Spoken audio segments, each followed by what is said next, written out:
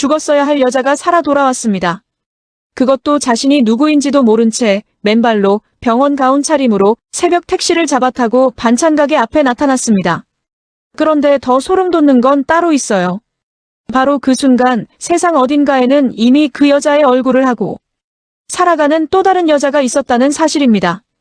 같은 얼굴, 다른 삶, 그리고 25년 전 한 여자가 저지른 끔찍한 범죄. 오늘 저는 MBC 1일 드라마 첫 번째 남자의 핵심 충격 포인트를 낱낱이 파헤쳐 드리겠습니다. 잠깐 시작하기 전에 구독과 좋아요 꼭 부탁드립니다. 여러분의 작은 클릭 하나가 더 좋은 리뷰를 만드는 힘이 됩니다. 먼저 이 드라마를 이해하려면 핵심 구조부터 잡아야 합니다. 오장미와 마서린. 두 사람은 쌍둥이 자매입니다. 같은 뱃속에서 태어났지만 25년 동안 서로의 존재를 모른 채 살아왔습니다. 왜냐고요? 그 이유가 이 드라마 전체의 악의 뿌리이기 때문입니다. 드림그룹 회장의 며느리 채화영. 이 여자가 25년 전갓 태어난 쌍둥이 중 한 명을 훔쳐갔습니다. 폭력으로 협박으로 그 어린 생명을 그 어머니 품에서 빼앗아 자신의 딸로 키운 겁니다. 채화영에게 빼앗겨 재벌가의 딸 마서린으로 자란 아이. 그리고 어머니 정숙희 곁에 남아 반찬가게 딸 오장미로 자란 아이. 그런데 어느 날 두 사람은 극적인 방식으로 서로의 존재를 알게 됩니다. 그리고 내린 결정 하나. 하루만 서로 바꿔서 살아보자. 이단 하루의 교환이 모든 비극의 방아쇠가 됩니다.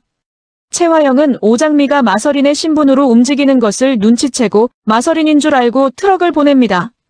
하지만 트럭에 치인 사람은 오장미가 아니라 진짜 마서린이었습니다. 채화영은 자기 딸을 죽이려 했습니다. 자신이 훔쳐다 키운 딸을. 마서린은 열흘 동안 중환자실에서 의식 없이 누워 있었습니다. 그 열흘 동안 강백호는 매일 찾아와 손을 잡았습니다. 그는 마서린을 오장미라고 믿고 있었으니까요. 담당 의사가 경고했습니다. 장기 코마를 대비하셔야 할 수도 있습니다. 뇌파 반응이 여전히 미약한 상태라서요. 반찬가게 가족들은 밤새 교대로 병실을 지켰고 정숙희는 매일 밤 공황 상태를 반복했습니다. 그런데 자정을 넘긴 어느 새벽 간호사가 야간 순찰을 돌다가 이걸 발견합니다. 마서린의 왼손 검지가 미세하게 떨리고 있었습니다. 뇌파 모니터에 변동이 감지됐고 빠른 발소리가 복도를 울렸습니다. 그리고 마서린이 눈을 떴습니다. 그 다음이 진짜 소름 포인트입니다. 의사가 물었습니다. 이름이 뭔지 말할 수 있어요? 아무 대답이 없었습니다. 여기가 어딘지 알겠어요? 지금 병원이에요. 마서린은 대답 대신 갑자기 링거 바늘을 뽑으려 했습니다. 간호사가 막았지만 코마에서 막 깨어난 사람이라고는 믿기 어려운 힘으로 뿌리쳤습니다. 그리고 침대에서 내려서며 입을 열었습니다. 열흘 만에 나온 첫 번째 소리였습니다. 목소리는 거칠고 갈라졌지만 또렷했습니다. 의사도 간호사도 보안팀도 막지 못했습니다. 마서린은 병원 가운 차림에 맨발로 병원 1층 로비를 가로질러 자동문을 열고 새벽 공기 속으로 걸어 나갔습니다. 그리고 지나가던 택시에 손을 들었습니다. 기사가 물었죠. 어디로 갈까요? 마서린이 또렷하게 주소를 말했습니다. 반찬가게 주소였습니다. 몇 번 가보지도 않았던 그 작은 가게의 번지수가 머리로 기억한 게 아니었습니다. 혀가 먼저 움직이고 입이 먼저 소리를 냈습니다. 쌍둥이라는 혈연의 끈이 의식을 뛰어넘어 몸에 새겨진 기억을 끌어냈습니다. 새벽 골목, 오래된 간판 하나가 희미하게 보였습니다. 택시가 완전히 멈추기도 전에 문을 열고 내린 마서린. 맨발이 차가운 아스팔트에 닿았지만 아랑곳하지 않았습니다. 반찬가게 간판을 올려다보는 순간 처음으로 눈물이 고였습니다. 왜 눈물이 나는지 자신도 몰랐습니다. 부엌에서 이른 새벽 양념을 준비하던 정숙희가 눈을 크게 떴습니다. 그 순간 마서린이 한 발자국 내디뎠습니다. 거칠고 갈라진 목소리였지만 그 한마디가 부엌 전체를 울렸습니다. 정숙희는 뒷걸음을 쳤습니다. 그러더니 마서린의 볼에 손을 댔습니다. 양념이 잔뜩 묻은 손이었습니다. 아무도 개의치 않았습니다. 지능이 퇴행한 상태에서도 자신이 낳은 아이를 본능으로 알아본 것이었습니다. 두 사람은 부엌 바닥에 주저앉아 한참 동안 서로를 놓지 않았습니다. 정숙희가 마서린의 머리카락을 쓰다듬으며 말했습니다. 이 장면 보다가 저 솔직히 눈물 흘렸습니다. 25년을 잃어버린 모녀의 재회. 말 한마디 제대로 못하는 어머니와 자신이 왜 우는지도 모르는 딸. 소란을 듣고 오태평이 2층에서 뛰어내려왔습니다. 열흘 동안 병실에서 눈도 못 뜨던 동생의 얼굴을 보자 그 자리에서 얼어붙었습니다. 그리고 무릎을 꿇으며 외쳤습니다. 야, 너 어떻게 온 거야? 오태평의 눈에서도 눈물이 쏟아졌습니다. 누나 오태숙이 달려왔고 연보라도 이모를 보며 외쳤습니다. 이모다. 다 나은 거야? 반찬 가게의 작은 부엌에 울음소리와 웃음소리가 뒤섞였습니다. 그런데 아무도 눈치채지 못한 것이 있었습니다. 정숙희가 마서린을 토끼라고 불렀다는 사실을. 마서린은 오장미가 아니라 정숙희가 처음부터 토끼라고 불렀던 그 쌍둥이 아이였습니다. 강백호. 이 남자는 날카롭습니다. 변호사라는 직업이 공짜가 아닌 사람입니다. 마서린이 반찬 가게로 돌아왔을 때 강백호도 달려왔습니다. 그리고 그 순간부터 뭔가 이상하다는 걸 느끼기 시작합니다. 병실에서 잡았던 손과 지금 눈앞에 있는 이 사람의 눈빛이 달랐습니다. 오장미의 눈에는 항상 강인함과 따스함이 공존했습니다. 세상이 무너져도 웃음을 잃지 않는 단단함이 있었습니다. 그런데 지금 자신을 바라보는 이 사람의 눈에는 공허함과 혼란만 가득했습니다. 강백호가 시험해봤습니다. 사고 이틀 전 오장미와 한강에서 둘만 나눴던 이야기를 꺼냈습니다. 장미 씨, 그날 꿈 꿨다고 했잖아요. 무슨 꿈이었는지 기억나요? 오장미는 정숙희가 자장가를 불러주는 꿈을 꿨다고 했었습니다. 오장미만 아는 이야기, 둘만의 기억이었습니다. 마서린이 머뭇거리다 대답했습니다. 바다에 있었어요. 되게 높은 데서 떨어졌는데 물이 차가웠어요. 완전히 다른 대답이었습니다. 강백호의 표정이 미세하게 굳었습니다. 하지만 기뻐하는 가족들 앞에서 추궁할 수는 없었습니다. 웃음을 유지했습니다. 목소리에 힘이 없었지만 그렇게 했습니다. 그날 저녁 강백호는 반찬 가게를 나와 형 강준호에게 전화를 걸었습니다. 형, 오장미 씨가 깨어났어요. 그런데 이상해요. 뭔가 달라요. 강준호가 물었습니다. 사고 후유증 아니겠어? 강백호는 말을 잇지 못했습니다. 그런 수준이 아니에요. 강백호는 알았습니다. 지금 반찬 가게에 있는 이 사람이 자신이 사랑한 오장미가 아닐 수도 있다는 것을. 마대창 회장, 드림그룹 회장이자 이 모든 비극의 중심에 있는 남자. 그는 병원 측으로부터 이상한 보고를 받습니다. 사라진 환자의 외모가 마서린 실장님과 구분이 안 될 정도로 동일합니다. 50년 넘게 사업을 해온 이 노인의 직감이 즉각 반응했습니다. 그는 비서 김 씨를 보냅니다. 그 여자가 어디 있는지 알아내. 확인되면 즉시 이 저택으로 데려와. 최화영은 이 사실을 알고 공황 상태에 빠집니다. 마대창이 반찬 가게 여자를 저택으로 데려오면 두 명의 같은 얼굴이 한자리에 서게 되는 것이었으니까요. 25년간 숨겨온 쌍둥이의 비밀이 폭발하는 순간이었습니다. 결국 마서린이 저택으로 갑니다. 두렵지 않은 표정으로. 마치 마대창 저택이 어떤 곳인지 이미 알고 있는 것처럼 가야 할 곳을 찾은 사람의 표정이었습니다. 저택 거실. 마대창 앞에 같은 얼굴의 두 여자가 나란히 섰습니다. 마대창이 입이 막혔습니다. 오장미도 마서린을 바라봤습니다. 살아있었습니다.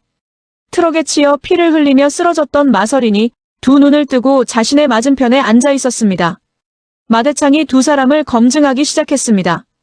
8살 때 서재에서 안경을 부러뜨린 에피소드, 좋아하는 음식. 오장미는 마서린에게 미리 배운 내용들을 줄줄이 맞췄습니다. 그런데 마서린이 뜻밖의 행동을 했습니다. 대답 대신 무언가에 이끌리듯 작은 소리로 멜로디를 흥얼거리기 시작했습니다. 부드럽고 느린 자장가. 반찬 가게에서 정숙희가 부르던 바로 그 노래였습니다. 거실이 조용해졌습니다. 마대창의 눈이 크게 떠졌습니다. 그 멜로디는 자신의 아들 마동석이 젊은 시절 자주 흥얼거리던 노래였습니다. 정숙희와 함께 있던 시절 배워온 노래. 마대창이 몇 번이나 아들의 방문 너머로 들었던 선율이었습니다. 마대창의 목소리가 떨렸습니다. 이 노래를 어디서 알아? 최화영의 얼굴이 일그러졌습니다. 손톱이 손바닥을 파고들었습니다. 마서린이 그 노래를 알 리가 없었습니다. 최화영이 키운 마서린은 그런 자장가를 들어본 적이 없었으니까요. 마대창은 즉시 지시했습니다. 유전자 검사를 해. 오늘 당장. 최화영은 확신했습니다. 유전자 검사를 하면 반찬가게 여자가 혈연이 아님이 증명될 거라고. 사흘 후 결과가 나왔습니다. 마대창이 최화영을 바라보며 말했습니다. 최화영의 얼굴에서 피기가 사라졌습니다. 입술이 벌어졌지만 소리가 나오지 않았습니다. 불가능한 결과였습니다. 쌍둥이가 과학으로 증명되는 순간이었습니다. 25년의 거짓이 한 장의 종이로 무너지기 시작했습니다. 마대창이 거실을 서성이며 말했습니다. 반찬가게의 여자도 내 손녀야. 내 핏줄이 25년 동안 그런 데서 살았단 말이야. 최화영은 마지막으로 시도했습니다. 아버님, 아직 누가 서린이고 누가 다른 아이인지 확인이 안 됐습니다. 그러자 마대창이 돌아서며 말했습니다. 화영아, 동석이가 쌍둥이를 낳은 거야? 최화영이 간신히 입을 열었습니다. 아버님, 저도 몰랐습니다. 정숙희가 아이를 버리고 도망간 것이었습니다. 오장미가 이 거짓말을 들으며 이를 악물었습니다. 버린 것이 아니었습니다. 빼앗은 것이었습니다. 정숙희에게서 갓 태어난 아이를 폭력으로 뜯어간 것이었습니다. 하지만 아직 증거가 완벽하지 않았습니다. 지금 이 자리에서 전부 터뜨릴 수는 없었습니다. 그 무렵 저택 복도에서 마서린과 최화영이 마주쳤습니다. 마서린의 몸이 순간 경직되었습니다. 눈동자가 확장되고 호흡이 빨라졌습니다. 마서린이 한 발짝 뒤로 물러서며 최화영을 가리켰습니다. 당신. 마서린의 목소리에 공포와 분노가 뒤섞여 있었습니다. 마치 최화영에게 당한 무언가를 기억하는 듯한 반응이었습니다. 최화영이 발걸음을 옮기자 마서린이 소리를 질렀습니다. 오지마! 마대창이 소리를 듣고 서재에서 나왔습니다. 마서린은 벽에 붙은 채 숨을 몰아쉬고 있었고 최화영은 몇 발짝 떨어진 곳에서 당혹스러운 표정을 짓고 있었습니다. 마대창이 최화영을 노려보았습니다. 이 아이한테 뭘 한 거야? 오장미가 2층 난간에서 이 장면을 지켜보며 확신했습니다. 마서린이 최화영에게 보인 격렬한 반응은 단순한 사고 후유증이 아니었습니다. 마서린은 코마에 빠지기 전부터 최화영의 범죄를 알고 있었습니다. 그 기억이 감정의 형태로 남아 폭발한 것이었습니다. 몸이 기억하고 있었습니다. 머리가 잊어버린 것을 세포가 기억하고 있었습니다. 이제 오장미 이야기로 넘어와야 합니다. 이 드라마의 진짜 주인공. 오장미는 지금 마서린의 이름으로 드림호텔 저택 한가운데서 살고 있습니다. 적진의 심장부에서 혼자 전쟁을 치르고 있는 겁니다. 매일 최화영에게 엄마라고 불러야 합니다. 어머니 정숙희를 망가뜨린 원수에게, 최화영이 아버지 오복기를 사고로 잃게 만든 장본인에게, 그 인간에게 매일 엄마라고 부르며 애교를 떨어야 하는 현실. 그러면서 오장미는 증거를 찾아다닙니다. CCTV를 뒤지고 최화영의 서재를 수색하고 강남봉 교수와 최화영의 불륜 관계를 발견합니다. 그리고 깨닫습니다. 강남봉. 백호와 준호의 아버지. 이 사람이 최화영과 불륜 관계이면서 동시에 오복기를 교통사고로 죽게 만든 사건과 연결되어 있다는 것을. 오장미는 CCTV에서 이강혁의 부하 쌍칼을 발견합니다. 오복길이 사고를 당하던 날 호텔에 있었고 이강혁과 주차장에서 만난 장면이 그대로 포착된 인물이었습니다. 증거의 조각들이 하나씩 모이고 있었습니다. 하지만 결정적인 한 방이 없었습니다.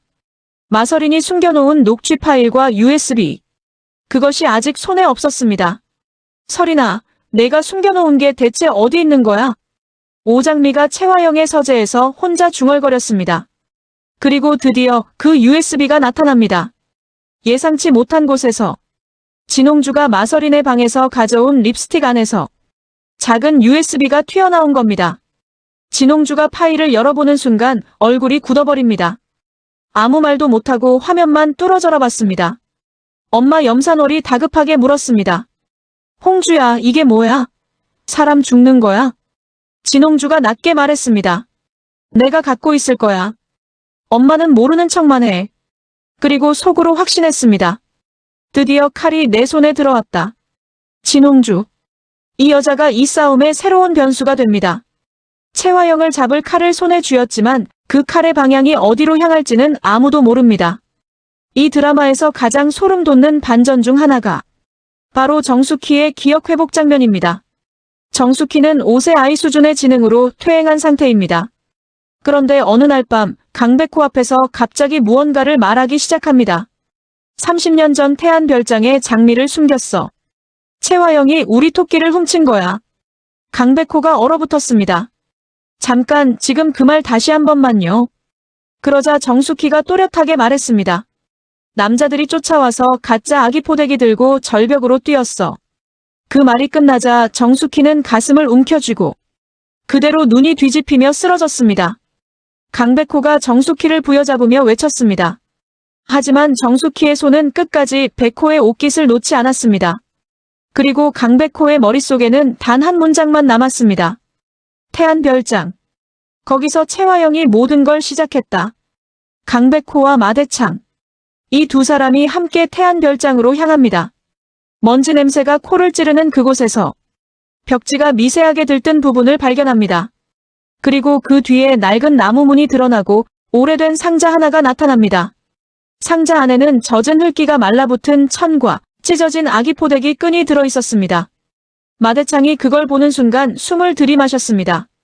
정숙희가 말한 가짜 아기 포대기가 머릿속에서 딱 맞아 떨어졌습니다. 태안 별장은 과거 사건의 현장이었습니다. 그때 별장 안쪽에서 딱 하는 소리가 났습니다. 강백호와 마대창이 동시에 몸을 굳혔습니다. 한 가지는 분명했습니다. 태안 별장은 이미 오래전부터 비어있지 않았다는 것. 그리고 그 순간 강백호의 휴대폰이 울렸습니다. 병원 번호였습니다. 정숙희가 의식을 되찾았습니다. 지금 채화영의 상황을 정리해드립니다. 한쪽에서는 마서린 행세를 하는 오장미가 매일 증거를 찾아 돌아다니고 있습니다. 다른 한쪽에서는 코마에서 깨어난 진짜 마서린이 저택 안에서 채화영을 향해 공포 반응을 보이고 있습니다. 또 다른 곳에서는 진홍주가 결정적 USB를 손에 쥐고 있습니다. 강백호는 태안 별장의 비밀을 파헤치기 시작했고 마대창은 이미 두 손녀를 모두 직계 혈연으로 인정하겠다는 방향으로 가고 있습니다. 사면 초과입니다. 채화영이 사무실 창밖을 내다보며 자신의 손톱을 물어뜯습니다. 25년간 숨겨온 비밀들이 하나의 실에 연결되어 있었고 그 실의 끝을 여러 사람이 동시에 잡아당기고 있습니다. 이강혁에게 지시합니다. 그 여자가 경찰에 가면 끝이야. 경찰보다 먼저 찾아야 해. 하지만 채화영이 미처 계산하지 못한 것이 있었습니다. 깨어난 환자가 오장미가 아니라 마서린이라는 사실. 그리고 그 마서린이 향한 곳이 반찬 가게라는 사실이었습니다. 채화영이 눈을 감고 깊이 숨을 들이쉽니다. 아직 끝난 것이 아니었습니다. 찾아내서 입을 막으면 되는 일이었습니다. 수단과 방법을 가리지 않고 가지고 마는 것이 채화영이라는 사람이었으니까요. 하지만 이미 판은 채화영의 손을 벗어나고 있었습니다. 채화영은 단순한 막장 악녀가 아닙니다. 그녀가 저지른 모든 악행은 생존 본능에서 출발합니다. 마서린을 잃으면 모든 것을 잃는다는 공포. 그 공포가 그녀를 극단으로 몰아갑니다. 가장 무서운 악은 이유가 있는 악입니다. 두 번째, 기억이 핵심 무기입니다. 이 드라마는 기억과 망각을 충격적으로 활용합니다. 코마에서 깨어난 마서린의 몸이 기억하는 것들. 정숙희가 퇴행한 지능 속에서도 간헐적으로 되살아나는 과거. 강백호가 퍼즐처럼 모아가는 단서들. 모두 기억이라는 하나의 주제로 연결됩니다. 세 번째, 쌍둥이 구도의 잔인한 반전입니다. 같은 얼굴이 각자 다른 삶을 살았다는 설정은 드라마에서 많이 봤습니다. 하지만 이 드라마는 두 사람이 서로의 삶을 하루 동안 교환했다가 그것이 비극의 씨앗이 된다는 점에서 다릅니다. 선의의 선택이 최악의 결과를 낳은 겁니다. 첫째, USB 파일의 내용은 무엇인가? 진홍주가 열어보고 굳어버린 그 파일에는 채화영의 어떤 범죄가 담겨 있을까요? 마동석의 실종과 연관이 있을까요? 둘째, 정숙희의 기억이 완전히 돌아올 수 있을까? 태안 별장, 가짜 아기 포대기, 절벽. 정숙희가 기억하는 그날의 진실은 무엇인지. 셋째, 마서린은 채화영의 범죄를 언제, 어떻게 폭로할까? 코마에서 깨어난 마서린의 기억이 어디까지 돌아왔는지. 채화영을 향한 그 극렬한 공포 반응이 언젠가 폭발할 것입니다. 넷째, 강남봉과 채화영의 불륜이 어떤 폭발을 일으킬까? 한영자 변호사가 이 사실을 알게 되는 순간, 그리고 강백호와 강준호가 알게 되는 순간. 다섯째, 마동석은 살아있을까? 이 드라마에서 아직 완전히 등장하지 않은 인물이지만 모든 비밀의 중심에 그가 있습니다. 두 개의 같은 얼굴. 하지만 그 안에 담긴 것은 완전히 다른 삶이었습니다. 오장미의 눈은 원수의 집에서 이를 악물고 버티는 전사의 눈이었고, 마서린의 눈은 자신이 누구인지 아직 온전히 알지 못하는 미아의 눈이었습니다. 최화영이 쌓아올린 25년의 거짓. 그 벽에 금이 가기 시작했습니다. 아주 조금씩, 그러나 분명하게. 마대창 회장이 결과지를 내려놓으며 말했습니다. 내 손녀가 둘이라니. 이게 대체 무슨 소리야? 그 순간이 이 드라마의 모든 것이었습니다. 이 이야기는 아직 끝나지 않았습니다. 태안별장의 비밀이 완전히 열리지 않았고, 마서린의 기억이 다 돌아오지 않았으며, USB의 내용이 세상에 공개되지 않았습니다. 여러분이라면 정숙희의 기억이 완전히 돌아오길 바라시나요? 그리고 최화영은 결국 어떤 방식으로 무너지게 될까요? 댓글로 여러분의 예측을 남겨주세요. 이 드라마의 다음 충격 포인트가 터지면 바로 달려오겠습니다. 구독과 좋아요 꼭 눌러주시고 알림 설정도 해두시면 다음 리뷰 놓치지 않을 수 있습니다. 여러분의 응원이 더 좋은 리뷰를 만드는 힘이 됩니다. 다음 영상에서 또 만나요.